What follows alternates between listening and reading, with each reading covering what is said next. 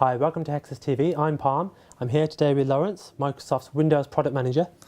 Laurence, welcome to Hexus. Hi Parm, how are you? Great, thank you. Good.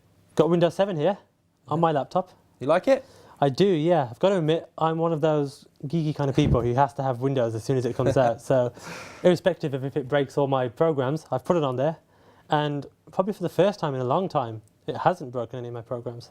That's been the resounding feedback we've got both through the beta and the release candidate. It's an incredibly stable and reliable product, which we're obviously very pleased about. Okay, this is the release candidate, so it's not quite finished yet, but how close are we? Well, what the expectations are, it's pretty much code complete. So what you see is what you get. Yeah. Obviously, what we're trying to do with the release candidate is have as many people as possible use it, make the most of the product, and really try before you buy it. We'll run until the 1st of June next year, so everybody has an opportunity just by going to microsoft.com/Windows 7. You can go there and download the product, put it on your PC. Obviously, we don't recommend people put it on their primary PC because it's not finished code. Unlike me. But if you are interested, then obviously there's a great opportunity there to have a look at the product and make sure that you're happy with it. Okay, now a lot of people are going to be using this release candidate. It's free software. We all love free software. Is there any concern that the free period up until June next year might detract from sales?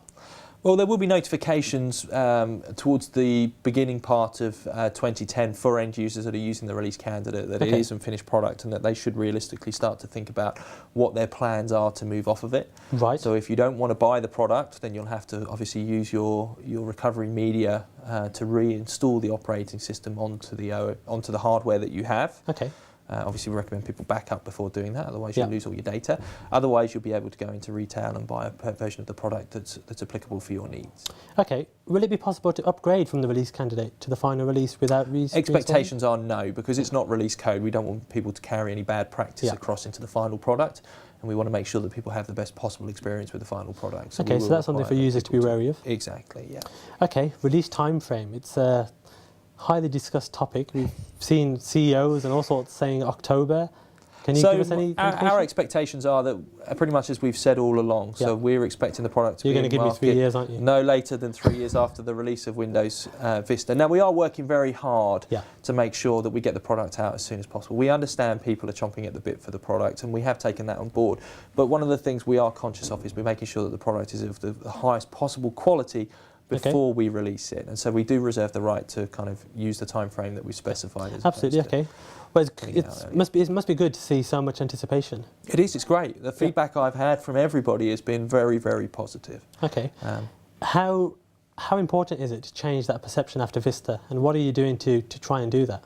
Well, I guess the first thing to note with Vista is that the perceptions that were formed around release are very different to what people experience now. Okay. I mean, let's be honest, the vast majority of people that buy a modern PC now that are running Vista are actually having pretty good feedback. And I suppose the service pack as well. Exactly. Service Pack 1 changed the game from an application and device compatibility issue and really brought it forward. Windows 7 is very much an evolution of Windows 7, so very much building upon that core platform and introducing a lot of great new features, whether it be on the media side of things or for consumers, or whether or not it be on the productivity side of things for business. So much has gone into the product, so many new features to hopefully people will get excited about. Okay. Apart from the public's perception, there are also other companies that are trying to give a specific view of Vista, Apple in particular with their advertisements. Well, what can you do to deter that? Is there anything that Microsoft has in the pipeline? So the product speaks for itself. You know, we're making sure the product's out there, we're giving people an opportunity to try it and form their own perceptions of the product that we're providing. And that's really what it's all about, is making people have the opportunity to form their own opinions that will hopefully drive their purchasing decisions to want to purchase a Microsoft operating system. Okay, for users who upgraded to Vista and didn't quite get on with the system as well as they'd hoped, perhaps rearranged menu items, control panel, they couldn't find what they're looking for, numerous things, they might have felt a bit let down, and a lot of those people might be thinking, is it worth upgrading to 7? Will there be an incentive for them to upgrade? So by incentive, you mean apart from the product itself and the great kind of benefits of using it? Well, this is never going to happen, I don't think, but a lot of people have been saying free upgrade to 7. I'm not in a position, obviously we're finalising our launch plans at the moment, so I'm not really in a position to talk about exactly what we'll be doing in market in that period. Okay. a free product upgrade, I think, is probably pushing it a little bit. I mean, we made the release candidate available for everybody free for a year period, and that was a big step for us to make sure people have an opportunity to try before they buy. So before kind of parting with their hard-earned cash, they have the opportunity to download, try it, and make sure that they see the benefit in using the operating system. Okay, when it comes to retail availability, a lot of users today have multiple computers in their one house. Is there going to be any incentive for multiple licenses? So again, we understand that. I mean, you see nowadays with ultra low cost PCs being introduced, especially in the education market, more and more children are bringing PCs home into the home that might already have a PC. So we're seeing more and more households have more than one PC. We take that on board, we understand that, and we're looking at what we're going to do around launch to bring promotions and product to market that will hopefully address some of that. Okay, I hope so, because I'm using release candidate on 3 systems at the moment. Okay, so you're leaving yourself a bit exposed. It's going to cost me a lot to upgrade. Okay, Windows 7 service packs. Obviously there's going to be no announcement just yet. No. But with previous versions of Windows, the public almost has a mentality of, I'm only going to get this version of Windows when the first service pack is out. You must be aware of that. What are you trying to do? Of course. So on the business side of things, we have traditionally seen that. On the consumer side of things, less so. On the business side of things, what we're trying to do is introduce features and functionality in order to try and help people understand what the operating system is going to provide. Obviously, building on the Windows Vista platform means that we're not making massive architectural changes to the operating system, which might create instabilities or something, some other issues. So really, building on what we've currently got means that the incremental changes that we're introducing by moving to Windows 7 are not going to cause huge issues. A lot of work has been done around the application compatibility, and we wanted to carry that work that we've done in Windows Vista into Windows 7.